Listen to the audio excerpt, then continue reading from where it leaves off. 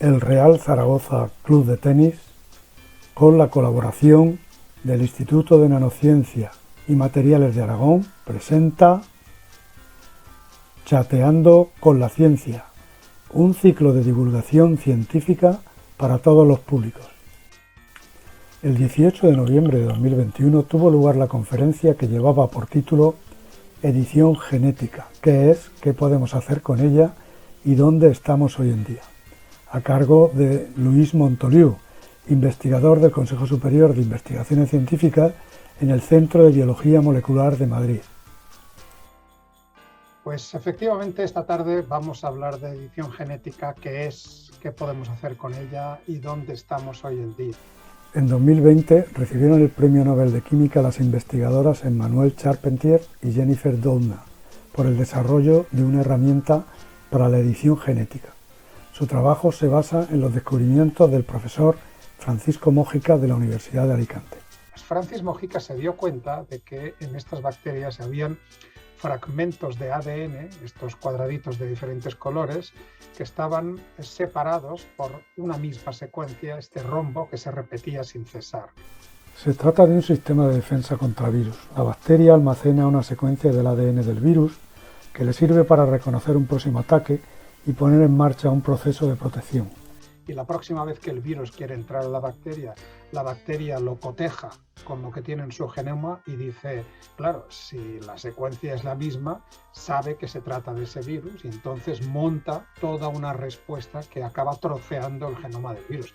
Pues Charpentier y Doudna se les ocurrió aprovechar esta circunstancia y trasladarlo esto para que sirviera para editar cualquier ADN de cualquier organismo. Se trataría, por tanto, de, como hacen las bacterias con el genoma invasor, cortar una secuencia de ADN mediante el uso de una proteína de acción nucleasa denominada Cas9.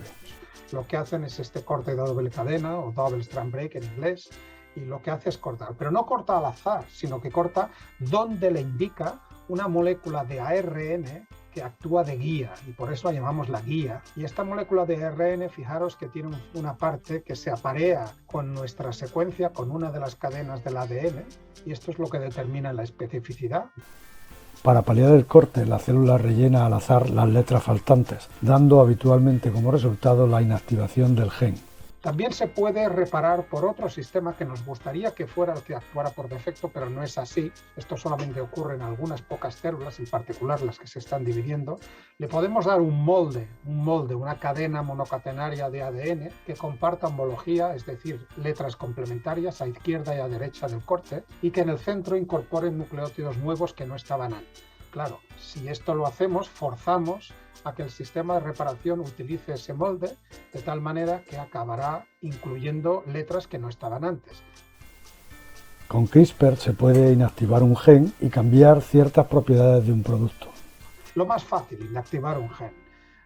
Diseñamos un sistema de CRISPR contra un gen, lo corta y al reparar ese corte el gen deja de funcionar. Por ejemplo, podemos inactivar genes que tienen que ver con la maduración. En estos tomates, las líneas del centro y la de abajo, hemos inactivado unos genes, hemos retrasado la maduración, con lo cual, fijaros que estos tomates pueden cultivarse, pueden recogerse y pueden enviarse a mayores distancias, aguantan más tiempo sin echarse a perder. El profesor Montoliu mostró la preocupación del mundo científico por la sentencia del Alto Tribunal de la Unión Europea que estableció la equivalencia legal entre organismos editados y transgénicos. Nada de lo que ocurre en Europa pues está ocurriendo en el resto del mundo. Fijaros los países que han decidido regular los organismos editados como transgénicos están en rojo. No os preocupéis, solamente está Europa y Nueva Zelanda. Hay otras múltiples formas de usar las herramientas CRISPR, como pueden ser la eliminación de una parte de un gen, la inversión de una parte de un gen, la duplicación de un gen o la producción de mutaciones puntuales.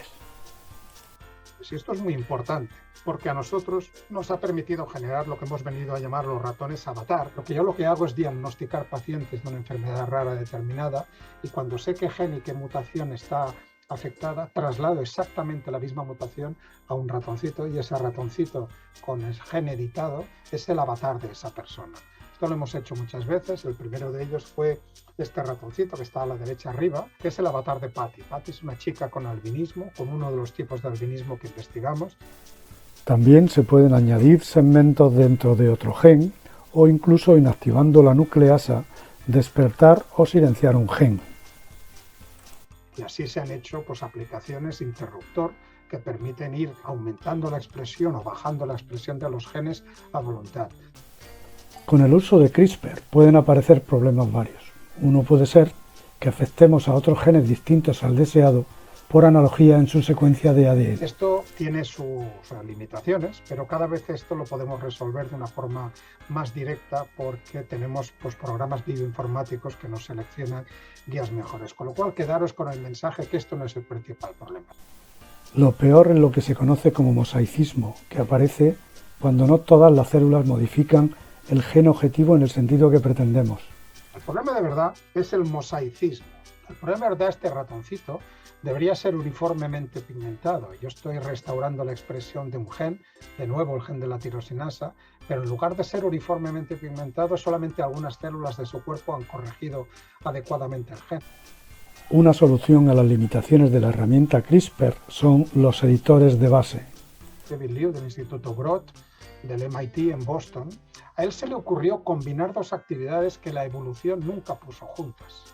Él lo que hizo fue generar una Cas9 muerta, una Cas9 que no corta, o una Cas9 variante nicasa. Una nicasa quiere decir que corta una de las dos cadenas de ADN, no las dos, pero la unió a una actividad de aminas. Lo que hacen estas actividades es tan sencillo como esto.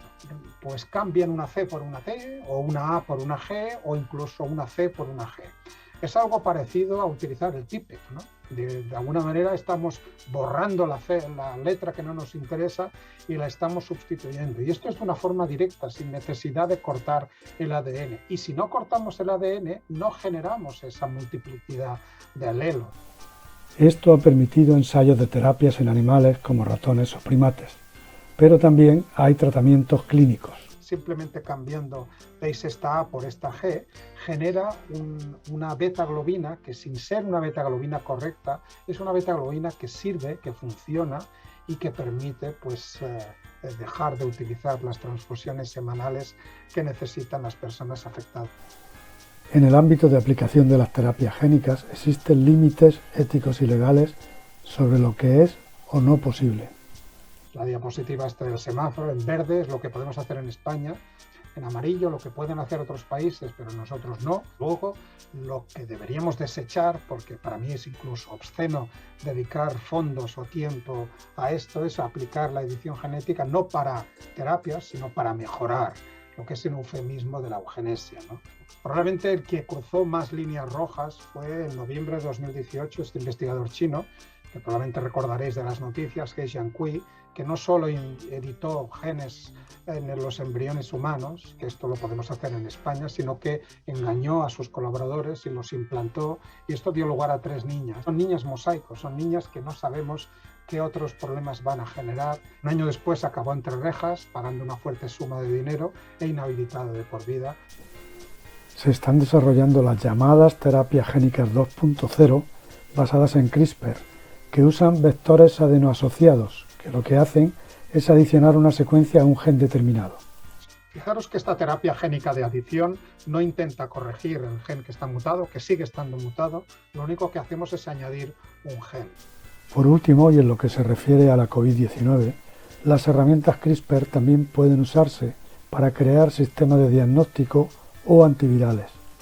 Cas13 encuentra el complementario y se vuelve loca, corta todo, también estos ARN indicadores y aparece la fluorescencia.